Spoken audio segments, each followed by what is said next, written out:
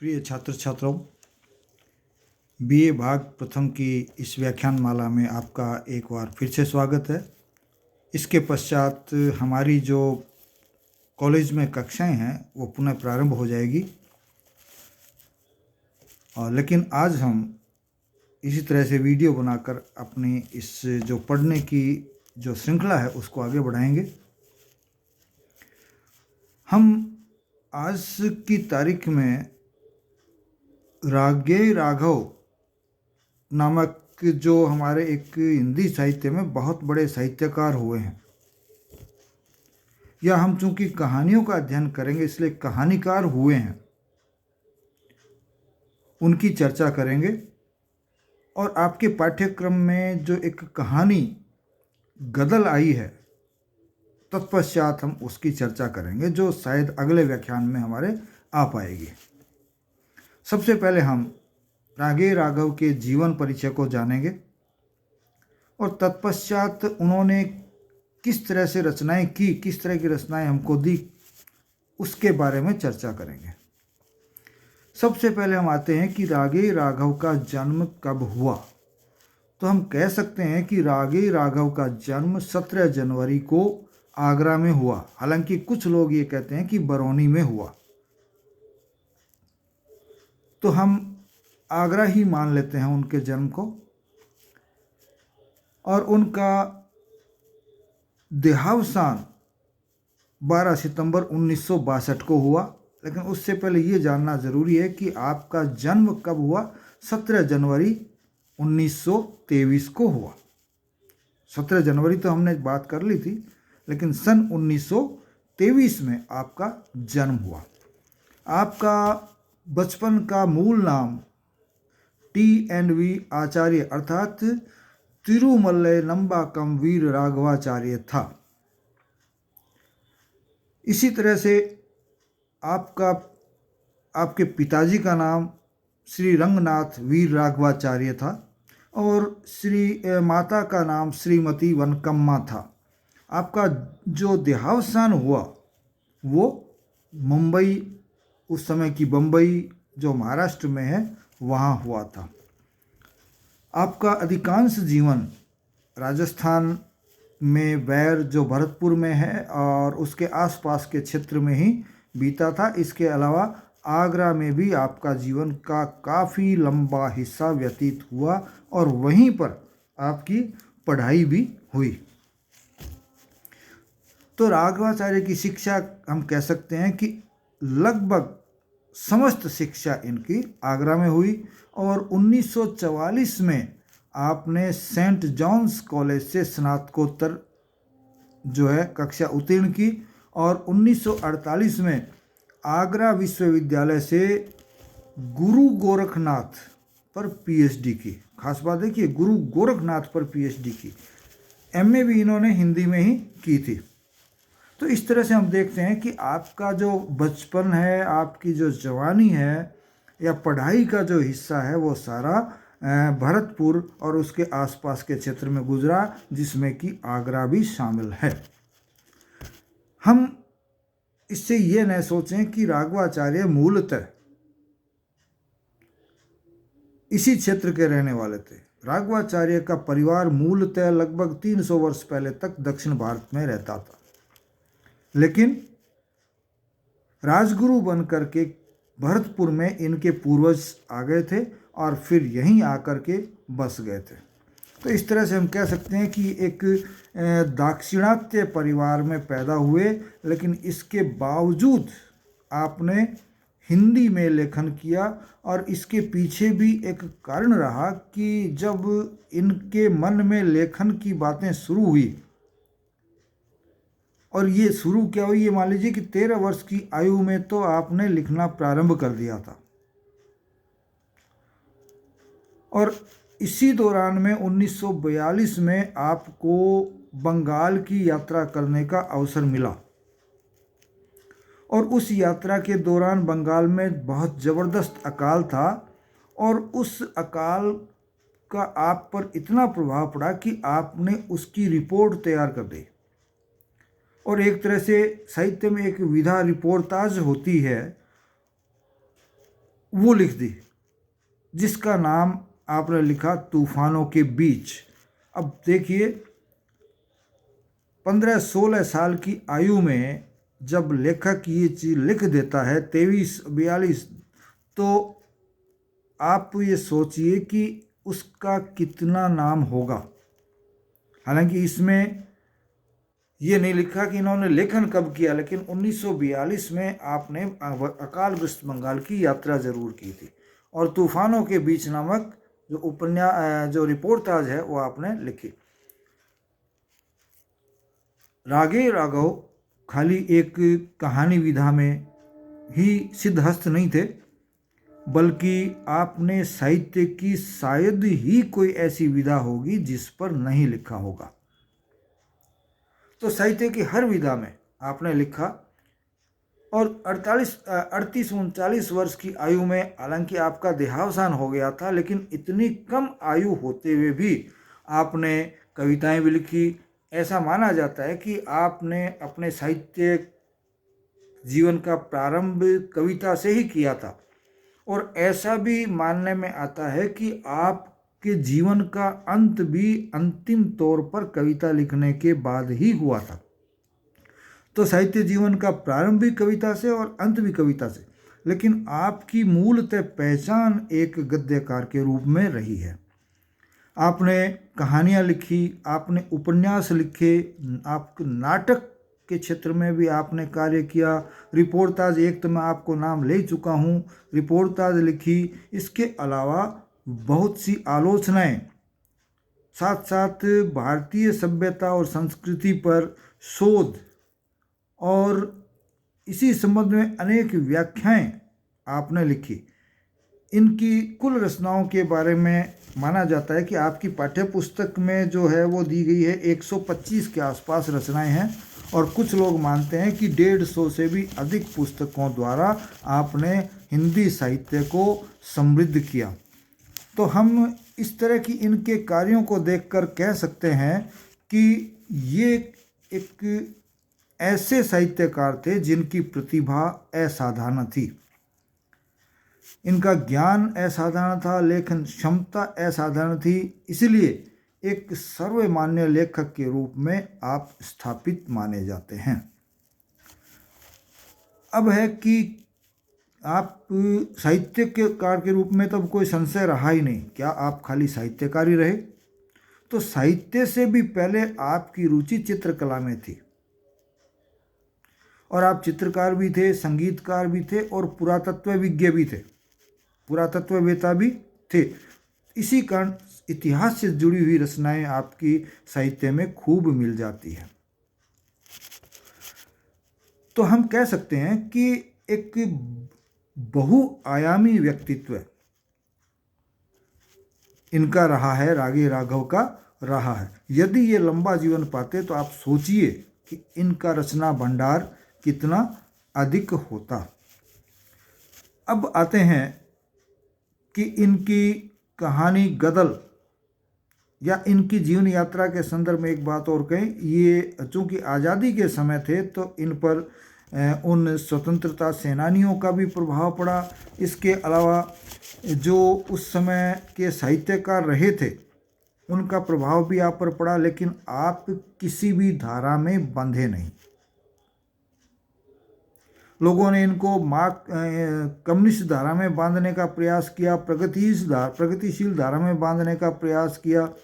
किसी ने इनको प्रेमचंद का उत्तराधिकारी बताया तो किसी ने कुछ बताया, लेकिन आपने किसी को भी स्वीकार नहीं किया और बिल्कुल स्वतंत्र रहते हुए अपने लेखन यात्रा को जारी रखा। इनकी कहानी गदल जो है वो बहुत लोकप्रिय हुई थी और इसका अनेक भाषाओं में अनुवाद भी हुआ। इसके अलावा आपने विविध भाषाओं के साहित्य का अनुवाद भी हिंदी में किया। संस्कृत भाषा के, इंग्लिश भाषा के, अन्य भारतीय भाषाओं के बहुत से ऐसे जो हैं रचनाएं थी, ऐसी जो रचनाएं थी उनको आपने हिंदी में अनुवादित किया और हमको उनसे परिचित करवाया। जीवन के बारे में हम जान ही चुके हैं कि आप अब आते हैं कि आप ने पुरस्कार कोई मिले या नहीं मिले, कोई पुरस्कार प्राप्त किए, ऐसे व्यक्तित्व के लिए पुरस्कार वैसे कोई मायने नहीं रखता है, लेकिन फिर भी ये उस समाज का दायित्व बनता है कि ऐसे महान व्यक्तित्व को पुरस्कारों से सम्मानित किया जाए और उस पुरस्कार का सम्मान भी बढ़ाया जाए। तो आपने हिंदुस्तान साहित्य अकादमी पुरस्कार 1951 में प्राप्त किया, डालमिया पुरस्कार आपने 1954 में प्राप्त किया, उत्तर प्रदेश सरकार पुरस्कार आपने 2 बार प्राप्त किया, 1957 में और 1959 में, और राजस्थान साहित्य अकादमी पुरस्कार आपने 1961 में प्राप्त किया, तथा मरने के बाद आपको 1966 में महात्मा गांधी पुरस्कार भी प्राप्त हुआ। तो इस तरह से ये तो प्रमुख सम्मान है, पुरस्कार है। इसके अलावा इनको बहुत से अनेकों पुरस्कार प्राप्त हुए। अब आते हैं इनकी लेखन विधा पर कि इन्होंने किस किस तरह की रचनाएं लिखी। तो सबसे पहले हम ये कह सकते हैं कि आपने उपन्यास लिखे, आपने कहानियाँ लिखी, आपने यात्रा वृत्तांत लिखे, विदेशी साहित्य का भारतीय भाषाओं में अनुवाद आपने किया, नाटक आपने लिखी, कविताएं आपने लिखी, रिपोर्टाज आपने लिखी, आलोचनाएं आपने लिखी, सभ्यता और संस्कृति पर शोध और व्याख्या भी आपके द्वारा की गई। अब आते हैं उनकी कृतियों पर। आपने जो उपन्यास लिखे उनमें प्रमुख घरौंदे, विषाद मठ, उबाल, राह न रुकी, बारी वर्णा खोल दो, देवकी का बेटा, रत्ना की बात, भारती का सपूत, यशोधरा जीत गई, कोई लोई ताना, लखिमा की आँखें, मेरी भव बाधा हरो, कब तक पुकारूं, काफ़ी प्रसिद्ध उपन्यास रहा है, चीवर, राई और पर्वत, आखिरी आवाज़, बंदूक और बीन। तो इस तरह से आपने बहुत से उपन्यास लिखे। इनकी कहानियाँ जो है वो कुछ कहानी संग्रहों में संग्रहित है।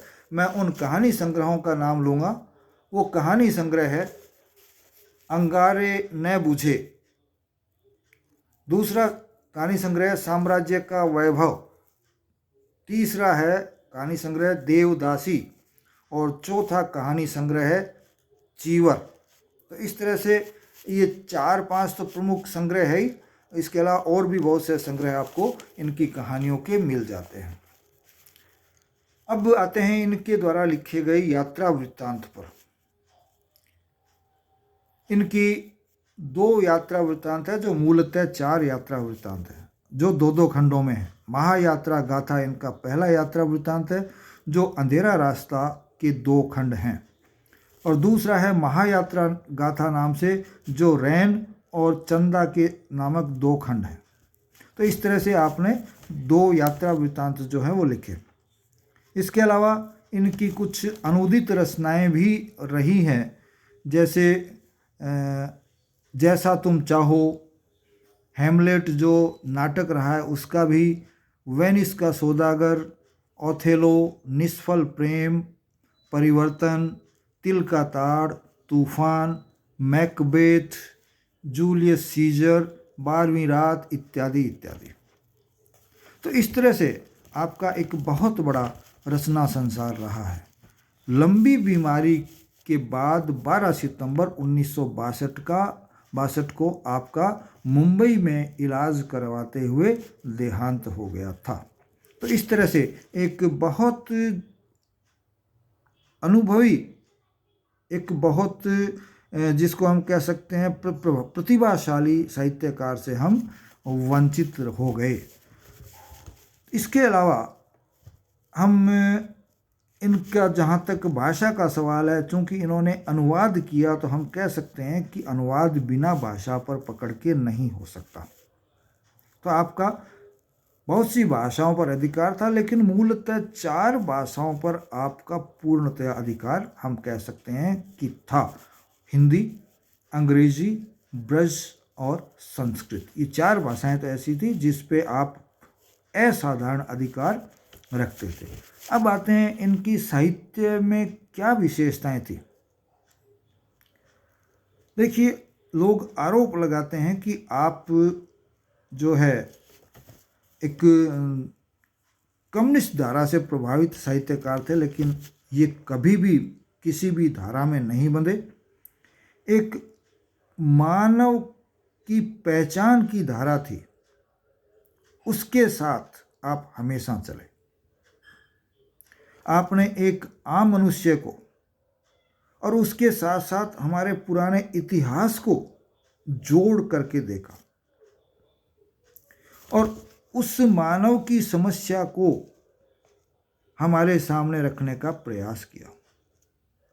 तो इनके जो कहानियों में और इनकी रचनाओं में जो केंद्र था वो मानव था, न कि कोई वाद।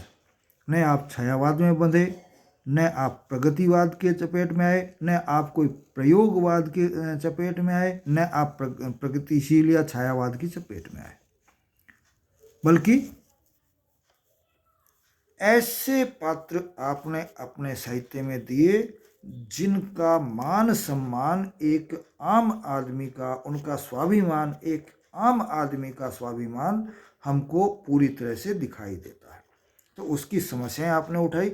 जहाँ तक इनकी भाषा का सवाल है, आपकी भाषा बेहद सरल रही, प्रभावी रही, आम आदमी की भाषा रही, और जिस तरह के पात्र इनकी कहानी में थे, जिस तरह का ये उद्देश्य लेकर के चलते थे कहानी में या उपन्यास में, उसी तरह की भाषा का प्रयोग आपके द्वारा किया गया। हाँ, आवश्यकता अनुसार आपकी भाषा में विदेशी शब्दों का प्रयोग भी है, भारतीय भाषा का प्रयोग भी है, शुद्ध हिंदी, शुद्ध संस्कृत शब्दों का प्रयोग भी है।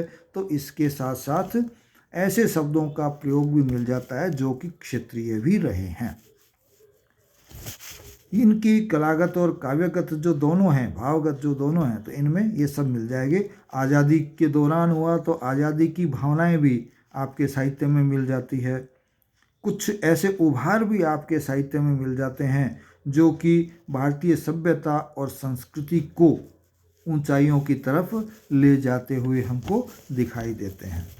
इसी के साथ मैं आज के इस व्याख्यान को यहाँ विराम देता हूँ, लेकिन उससे पहले हम उस कहानी को एक बार फिर से याद कर लेते हैं जिस पर हम अगले व्याख्यान में चर्चा करेंगे। वो है गदल। गदल एक ऐसी नारी की व्यथा कथा है, उसके सम्मान की कथा है, उसके प्रेम की कथा है, उसके पारिवारिक जीवन और उस परिवार के प्रति समर्पण की कथा है, जो कि अपने परिवार को बहुत चाहती है। एक गरीब घर की महिला है, पिछले तबके की महिला है, लेकिन परिवार और समाज के प्रति वो अपने दायित्व को पूर्णतया समझती है, लेकिन परिवार के लिए और अपने स्वाभिमान के लिए वो समाज को भी एक बार पीछे छोड़ देती है और समाज की परवाह नहीं करती। तो कल या अगले व्याख्यान में हम इस चीज़ को जरूर जानेंगे। जय हिंद, जय भारत।